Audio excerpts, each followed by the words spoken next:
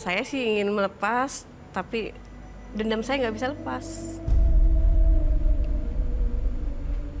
Kalau dendamnya masih ada, berarti bisa aja nanti Ibu Yati melakukan hal lain untuk melampiaskan dendamnya Ibu Yati dong? Karena saya sering disakitin orang, bahkan dihina orang, bahkan saya pernah dilecehkan orang, direndahkan. Suami saya pun pernah dihina gitu. Dilecehkan seperti apa Ya. Ibu Yati sehingga kamu dendam? Boleh Saya tak cerita?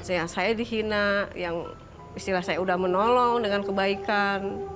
Sekalipun saya nggak makan, saya tetap nolong dia, tapi kok dia harus menyakitin keluarga saya. Bahkan suami saya pun sampai dihina sekian orang banyak gitu.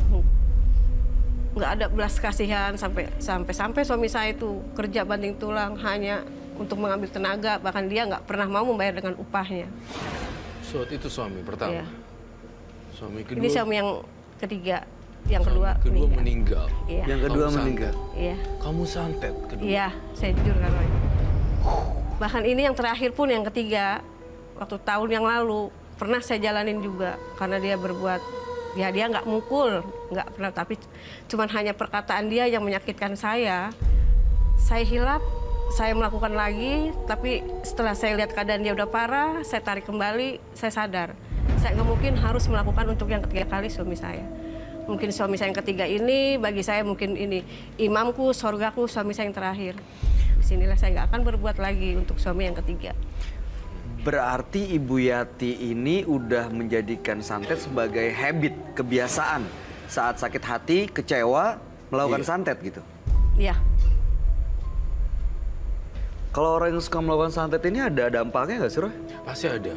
Jadi satu persatu orang yang kamu santet meninggal, tetapi kehidupan kamu tidak bahagia dan akan terus menderita sampai sekarang. Saya ngelihat kamu tuh juga menderita loh. Tidak bahagia Ibu Yati. Ibu sendiri tidak bahagia. Saya ingin melepas semuanya sebenarnya. Jangan sampai ada lagi rasa dendam. Sebenarnya dendam itu sebenarnya manusia itu sendiri yang harus kontrol. Bukan seseorang yang lain ya, Mbak Rahma. Insya Allah, Karen. Saya juga mencium di sini dan melihat, mendeteksi dari mata batin saya. Kamu membawa sesuatu ya hari ini yang bisa saya lihat. Hanya foto. Foto. Ini Boleh foto, kamu lihat? foto Cuma siapa? foto kamar saya khusus kalau saya untuk. Boleh saya lihat kah?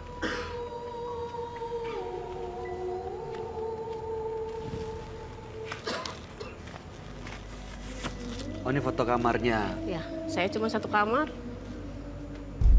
Kamarnya buat praktik jampi-jampi. Ini buat praktek atau buat tidur atau? Buat tidur aja, Buat nggak tidur. buat apa-apa. Yang ini ada di dalam kamar situ, Roy.